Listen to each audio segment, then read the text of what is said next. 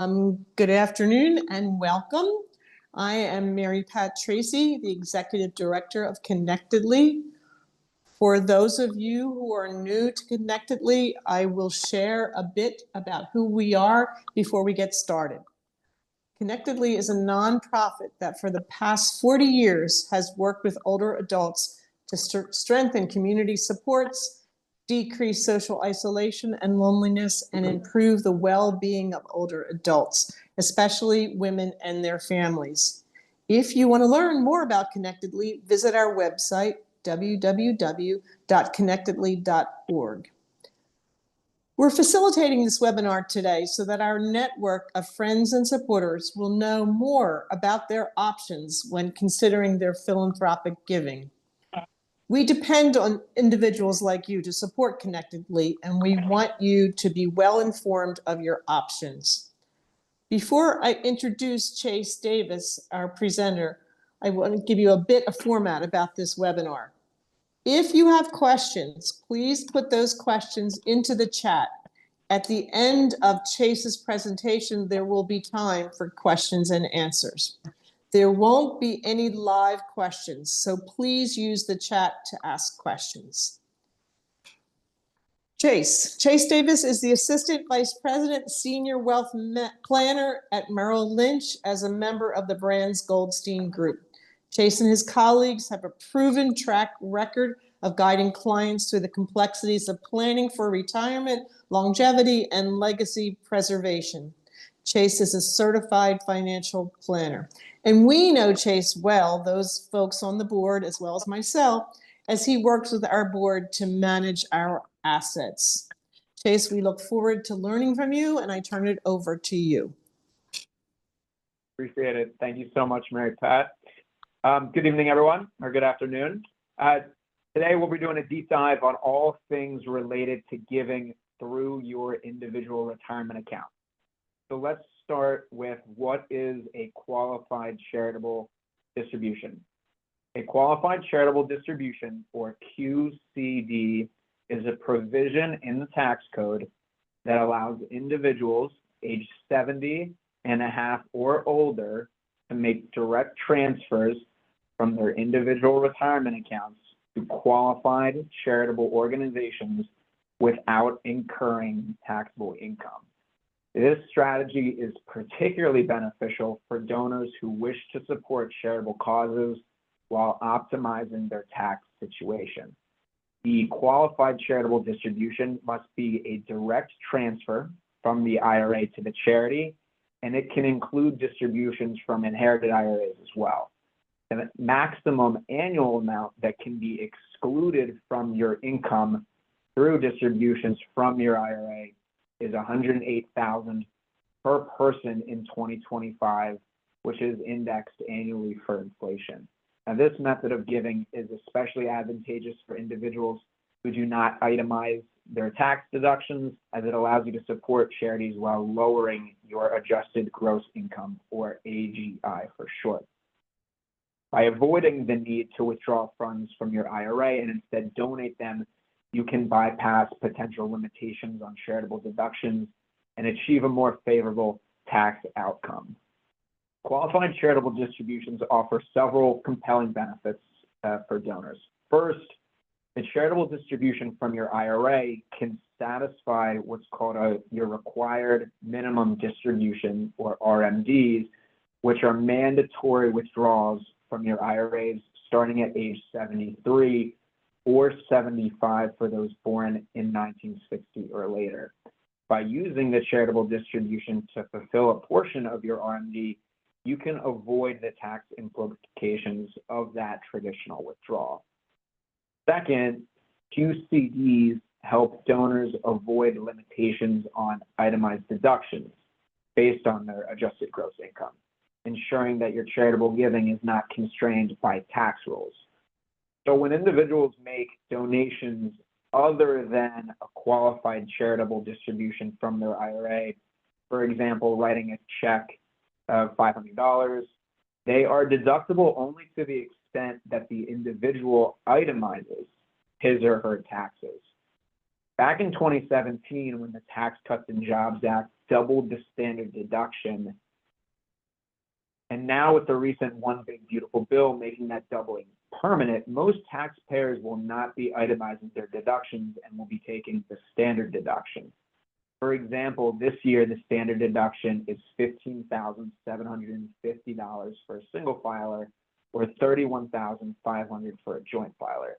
This means that an individual would need to have itemized deductions greater than those amounts to fully benefit from giving to charity. This is what makes giving from your IRA the most powerful, because rather than giving to charity being an itemized deduction, it just simply reduces your income dollar for dollar. Third, a charitable distribution from your IRA can lower your adjusted gross income, which positively impacts other tax calculations, such as medical expense deductions. For example, a taxpayer who is itemizing can only deduct their medical expenses to the extent that they are greater than 7.5% of their adjusted gross income. If a taxpayer has $100,000 in adjusted gross income, they can only deduct an amount greater than $7,500. So if medical expenses are $10,000, they would be able to deduct $2,500, the amount that's greater than $7,500. If their medical expenses are $7,000, they cannot deduct anything. So by taking a distribution from your IRA and making it a qualified charitable distribution, you can reduce your adjusted gross income and also reduce those threshold amounts, medical expenses being one of them. And Medicare premiums are also an important consideration here. The higher your adjusted gross income, the more you pay in Medicare premiums. So if you can lower your AGI, you can lower the amount that you pay in Medicare premiums. Now, there's certain eligibility criteria to make sure that the charitable distribution from your IRA is met. The first and the primary, most important one is that the donor must be at least 70.5 years old on the date of the transfer. It's not sufficient to turn 70.5 later in the same year. The transfer must occur after reaching the qualifying age. The funds must also be directed or transferred directly from the IRA to a qualified charity, which generally includes public charities, 501c3 organizations, but excludes private foundations and donor-advised funds. Now, this year, the annual exclusion amount is $108,000 per person in 2025. And again, this amount is adjusted annually for inflation. Additionally, the donor must not receive any financial benefit from the charity in return for the donation, and proper documentation and acknowledgement from the charity are required to substantiate the gift. Some examples of receiving financial benefit that would disqualify would be receiving tickets to a fundraising event, a dinner, or a gala. And I also want to point out too, transfers from simple IRAs or SEP IRAs are also eligible to take charitable distributions from. Now, to process the distribution, you'll want to contact your IRA custodian or financial advisor.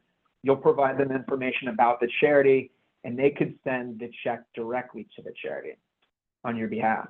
Another option is for the custodian to send you the check made out to the charity. This works well for people who like to present the check themselves. In return, the charity will correspond with you that they received your donation, and you'll want to keep this in your file should the IRS request backup. Qualified charitable distributions can be strategically used to satisfy your required minimum distributions, RMDs, from your IRAs. When a charitable distribution is made directly from an IRA to a qualified charity, it counts towards fulfilling a portion of your RMD for that year. As I mentioned above, every individual who has an IRA, a simple IRA, a SEP IRA, will be required by the government to withdraw a certain amount of funds from these accounts. Right now, the age is 73, and if you are born after 1960, it jumps to 75. Your IRA custodian or financial advisor will inform you what your required amount will be. Importantly, you can contribute more than what's required through qualified charitable distributions or make qualified charitable distributions even after fulfilling your RMD. And this flexibility allows you to manage taxable income and charitable giving more effectively. For example, say an individual just turned 73 years old this year and is required to withdraw $15,000 from their IRA. This $15,000 is taxed as ordinary income when you file taxes. If an individual makes a charitable distribution from their IRA in the amount of $15,000, then the entire RMD amount is excluded from your income. If an individual makes a charitable distribution of $10,000 from their IRA, then only the difference, $5,000, will be included in their income for the year. If you make a qualified charitable distribution of $20,000, only the RMD amount, which is $15,000, would be excluded from income, and you would not receive any additional tax benefits for the extra $5,000 being donated to charity. These donations have the most bang for the buck. No tax was paid on the funds when they went into the IRA. No tax is due on the growth while inside the IRA, and no tax is due on the amounts donated to charity. So in this example right here, I wanted to show you how lowering your adjusted gross income can impact how much you pay in Medicare premiums. So the table on the left is the 2025 Medicare premium amounts, which is based on a 2-year look back, the 2023 tax year on your adjusted gross income. So for next year, they'll be based on 2024's income. As you can see, the greater your income, the greater your Medicare premiums will be. And these are strict dollar amounts, meaning that if you are even $1 over the threshold, you will qualify for the higher premium amount. So in this example, this individual has an income of $170,000, which includes Social Security, dividends, maybe a small pension, and some capital gains from selling a stock, and a required minimum distribution, of $55,000. You can see that the individual is in the 4th row and will pay $480.90 in Medicare premiums. Now, this individual is charitably inclined, and if he donated to charity via a qualified charitable distribution from their IRA, then we can reduce his income. He chooses to donate $4,000 out of his IRA, and as a result, his income has now dropped from $170,000 to $166,000, which now places him in that 3rd row, which the Medicare premium has now dropped to $370 a month. So as a result, he's reduced his Medicare premiums by 23%. If instead this individual made a cash donation, not from his IRA, his Medicare premiums would have stayed the same. Now let's walk through a clear example showing the tax benefits of donating via qualified charitable distribution from your IRA versus a simple cash donation.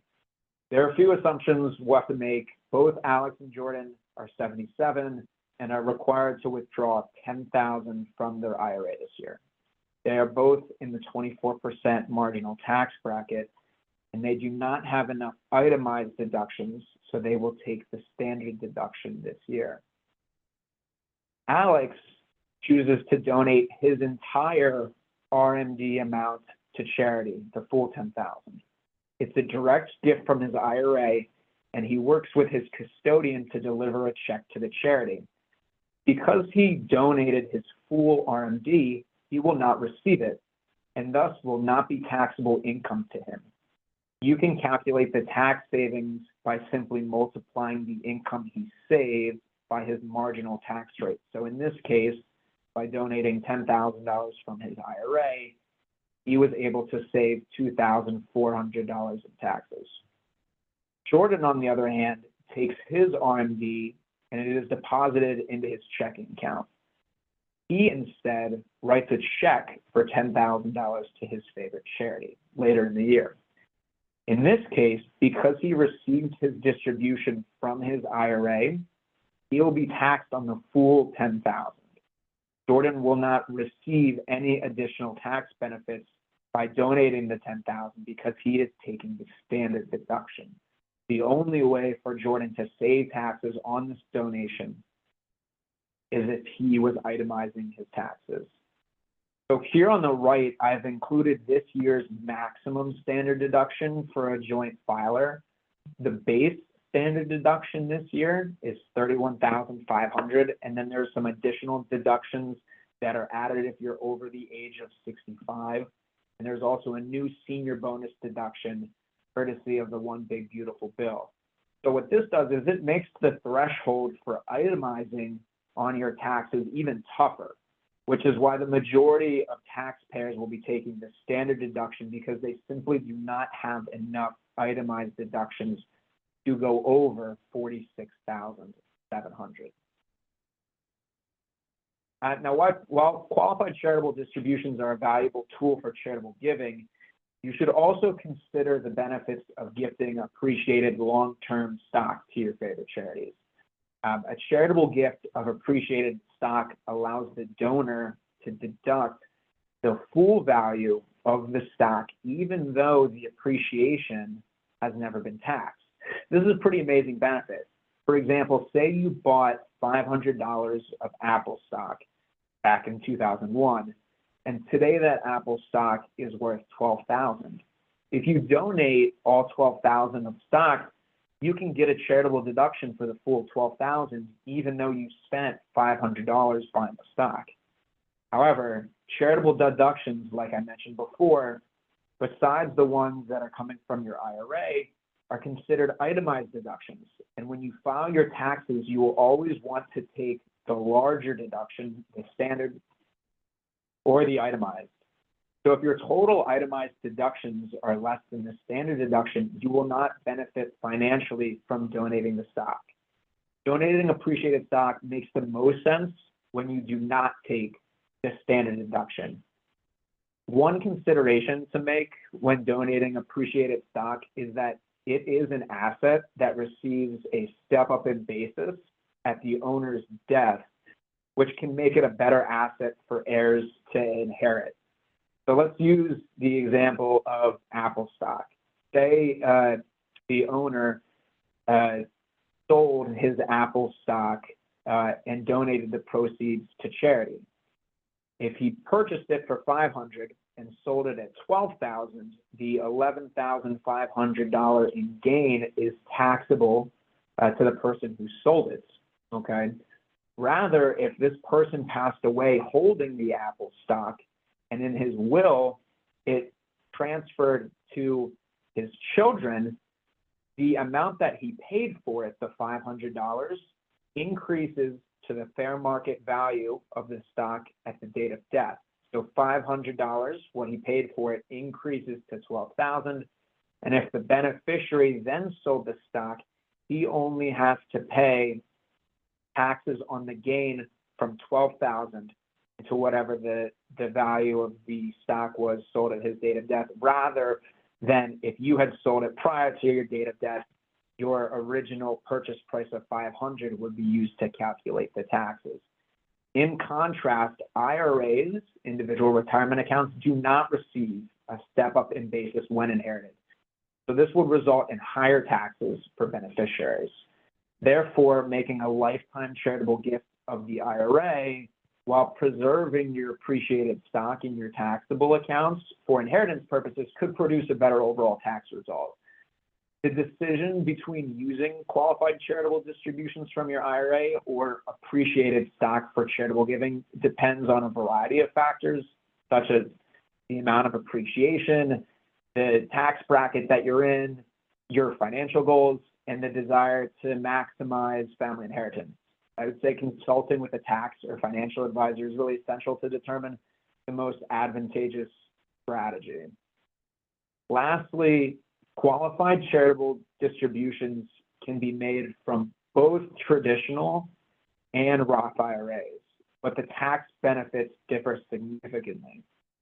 Doing a charitable distribution from your Roth IRA will result in no tax benefits because you are not mandated to withdraw funds from that account and any withdrawals from your Roth IRAs are not taxed as ordinary income as opposed to withdrawals from your IRAs.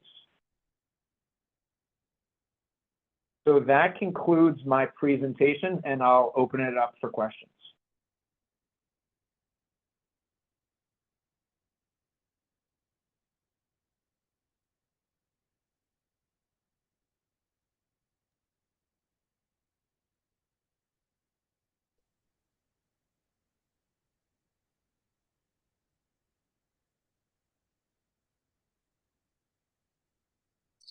So I don't see any in the chat, any questions. Denise, did you have some questions that you wanted to ask?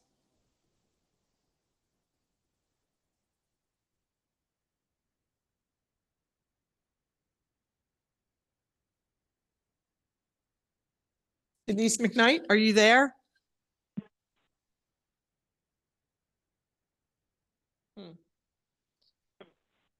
Jason, Mary Pat, oh, go ahead. No, I was going to say, do you have Denise's list of questions by any chance? I have a question. Hi, Chase. Sure. Can you discuss with us how the One Big Beautiful Bill will change charitable giving starting in 2026? Yeah, that's a great question, John. So there's a number of things that will change with the One Big Beautiful Bill. A lot of them pertain to individuals who itemize their taxes.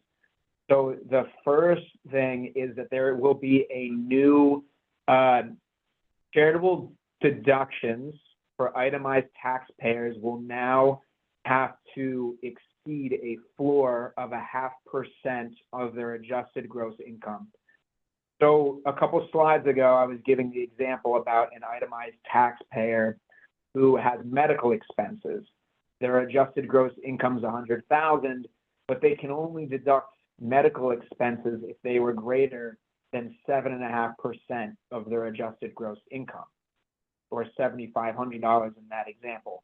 So now there's a floor of 0.5% for charitable deductions, meaning that if we used the same individual who has $100,000 of adjusted gross income, any amount greater than $500 would be considered a deduction in this case.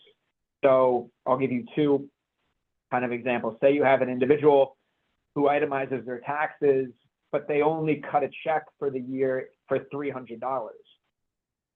Because their adjusted gross income is $100,000 and you have the 0.5% floor, that $300 is not a deduction starting in 2026, but it would be this year. If that individual wrote a check for $10,000, then the difference between $500 and $10,000 would be an itemized deduction, so $9,500 in that case. The second is that if you are in the highest tax bracket, the 37% bracket, starting in 2026 and going out to 2028, which is how far the One Big Beautiful Bill goes, your itemized deductions will not be worth 37 cents on the dollar. They will be worth 35 cents on the dollar. So the one, I would say that if you are in the highest tax bracket, it would be much more advantageous for you to do a majority of your charitable giving this year before the new tax laws were to go into effect. And then the third change actually pertains to individuals who itemize their taxes or who take the standard deduction. So this is for anyone who files their taxes starting in 2026.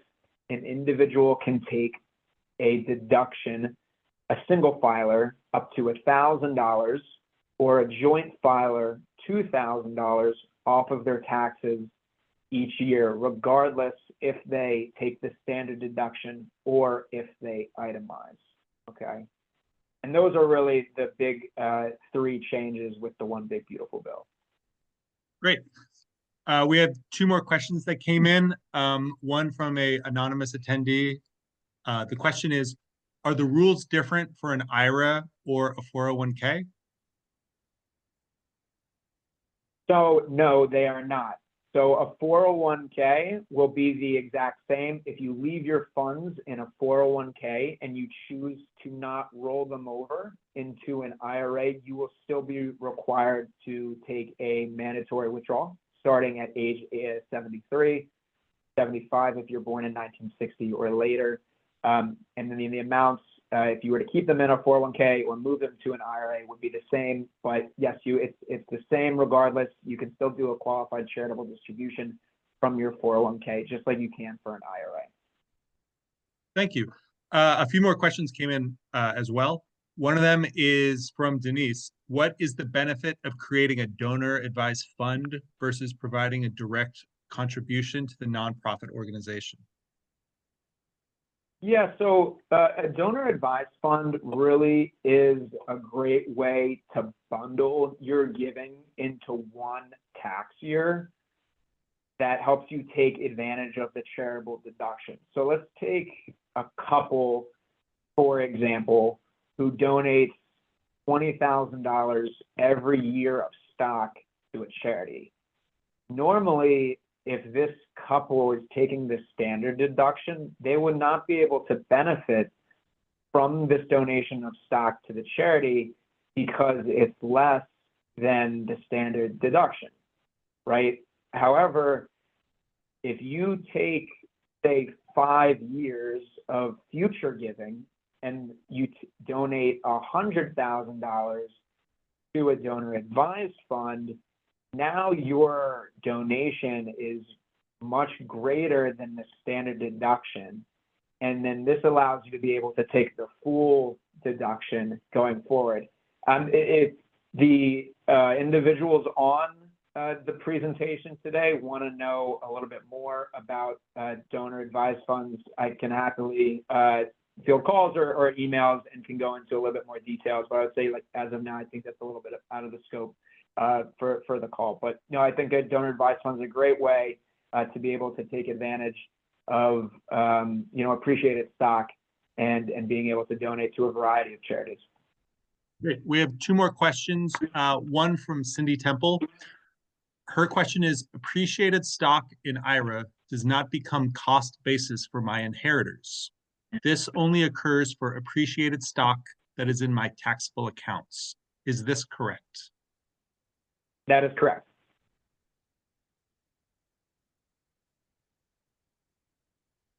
And a question from an anonymous attendee. Can you donate to a QCD from a 457? That is a great question. I'm not sure of that answer off the top of my head, but I can get back to you if you could pass along the answer so that's the attendees once I can just double check with my team. Okay, we'll follow up with an answer for that one, and we will send the answer out to everyone because the attendee that did ask that question is anonymous, so we'll send it to everybody. Sure. A question from Marlene Livingstone. Can MD a DAF or add to an existing DAF? I'm sorry, John, you broke up. Can you ask it one more time? Sure. Can a RMD be used to start a DAF or add to an existing DAF? That's a great question. No, you cannot take your required minimum distributions from your retirement accounts and use it to start a donor advised fund. No, you cannot.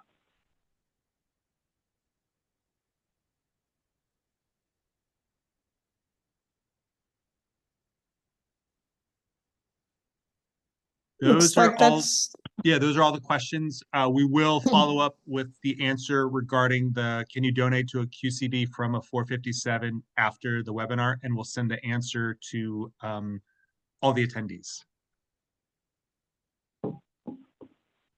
Chase, thank you so much. It was chock full of good information. So thank you so much. You're very welcome. Thank you, everyone. Okay.